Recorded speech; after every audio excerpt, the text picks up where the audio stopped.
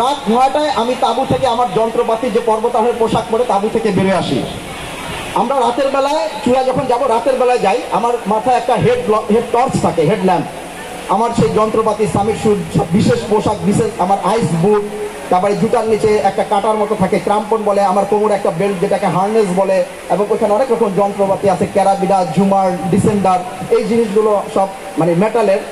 আমরা লাইনে, আমি যখন আমার তাঁবুর ভিতর থেকে বেরিয়ে আসি তখন দেখছি যে রাত 9টা বাজে, 20শে মে।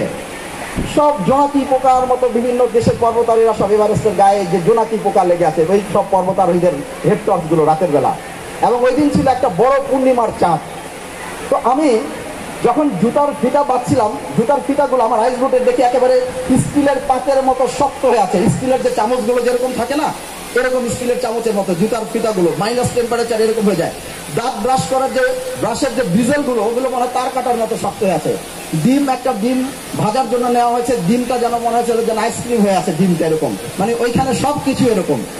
তো আমিও যখন বের হয়ে সেই লাইনে আমিও ঢুকে গেলাম সবার সাথে, হাঁটছি, হঠাৎ হেড টর্চের আলো গিয়ে একটা ডেড বডির উপরে পড়লো। যখন একটা মৃতদেহের উপরে পড়লো আমি কিন্তু আটকে উঠি, কারণ ডেড বডিটা দেখাটা কিন্তু কোনো সুখকর দৃশ্য না, তাই না? একটা মৃতদেহ, একজন মানুষের মৃতদেহ পড়ে আছে একেবারে তরতাজা।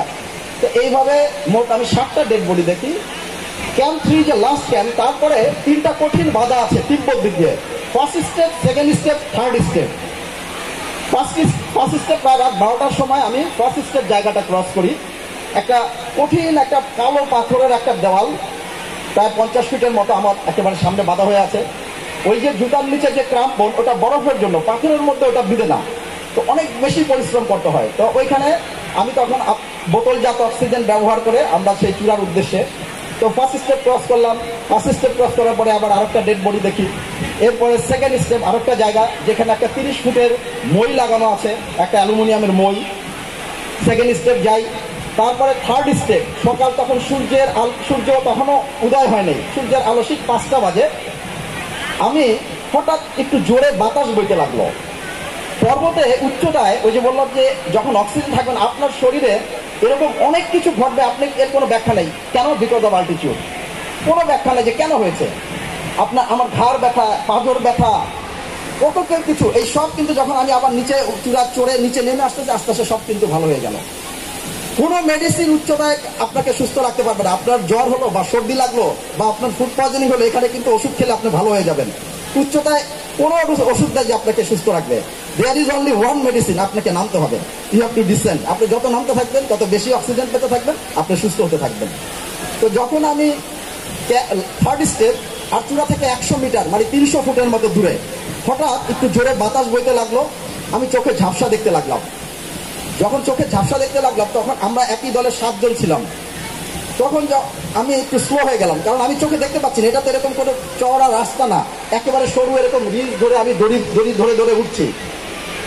তখন আমার শেফা আমাকে বললো, কি ব্যাপার তুমি স্লো হয়ে গেলা? আমার সাথে আমাদের 4 জন একটু এগিয়ে গেল, আমার সাথে তখন আরো 2 জন। আমি বললাম যে আমি চোখে, আমার প্রবলেমটার কথা বললাম, আমি চোখে ঝাপসা দেখছি, তো আমি একটু আস্তে আস্তে যাবো। তখন ওরা বললো যে তুমি কি তাহলে নিচে নেমে যাবা? আমি বললাম যে না, কারণ এর আগের বার ফেরত গেছি 10-এ, তাই না, যে আমি উপরে যাবো, তুমি শুধু আমার সাথে সাথে থাকো, আমি একটু আস্তে আস্তে যাবো। তারপরে আমি গেলাম। থার্ড স্টেপের কাছে যখন আসলাম তখন এগুলো তো চোখে ঝাপসা দেখছি, হঠাৎ হেল্প বলে একজন মানুষের চিৎকার কানে ভেসে আসলো। তখন আমি একটু আসলে ভয় পেয়ে গেলাম যে আসলে আমি এমনি চোখে দেখতে পাচ্ছি না ভালো মতো, একজন মানুষের চিৎকার, হেল্প বলে চিৎকার করছে, কি ব্যাপার। যখন ওই থার্ড স্টেপের যে শেষ বাধাটার কাছে গেলাম তখন আমার চোখের সামনে একজন আয়ারল্যান্ডের পর্বতারোহী মারা যান। আমার চোখের সামনেই, ওনার সাথে যে উনি ওখানে বসে পড়লেন। উচ্চতাজনিত অসুস্থতা, এটাকে বললাম না যে এখানে উচ্চতাজনিত অসুস্থতা যে কত কিছু হতে পারে, সব কিছু এটা উচ্চতাজনিত অসুস্থতা, বিকজ অফ অল্টিটিউড এবং ল্যাক অফ অক্সিজেন। তো ওইখানে সে বসে পড়লো, শুয়ে পড়লো, তাকে রেখে তার শেরপারে নিচে চলে গেল। সে ওইখানে বসে আছে। আমি একটু আগে অতিরিক্ত জেলা প্রশাসক মহোদয়কে সেই ছবিটাও দেখাচ্ছিলাম, উনি আমার পাশে যখন বসেছিলেন। তো তখন আমি আসলেই ভয় পেয়ে গেছিলাম যে এরকম আগে 7টা ডেড বডি দেখে আসছি, আমার সামনে একজন মারা গেল, মানে যে কোনো সময় আমারও তো এরকম হতে পারে। তো যাই হোক, তারপর আমি মানসিকভাবে খুব স্ট্রং ছিলাম। তারপর আমি যাচ্ছি চূড়ায়। সকাল নেপাল সময় সকাল 7টা এবং চীন সময় সকাল 9টায় গিয়ে আমি চূড়ার শীর্ষে পৌঁছে। যখন আমি চূড়ার শীর্ষে গিয়ে পৌঁছি তখন আমার নিজের কাছে মনে হচ্ছে আসলে কি আমি পৃথিবীর সবচেয়ে উঁচু জায়গায় আছি, এটাকে বলে টপ অফ দ্য ওয়ার্ল্ড, সবচেয়ে উঁচু বিন্দুতে। আমি যখন সূর্য উদয় হচ্ছিল আমি দিগন্তে দেখছি যে আমার পায়ের নিচে সূর্য উঠছে, নিচ থেকে আমার পায়ের নিচ থেকে সূর্য উঠছে। আমি আনন্দে কেঁদে ফেলি। মানে আমরা কি সবসময় দুঃখ কষ্টে কি কাঁদি?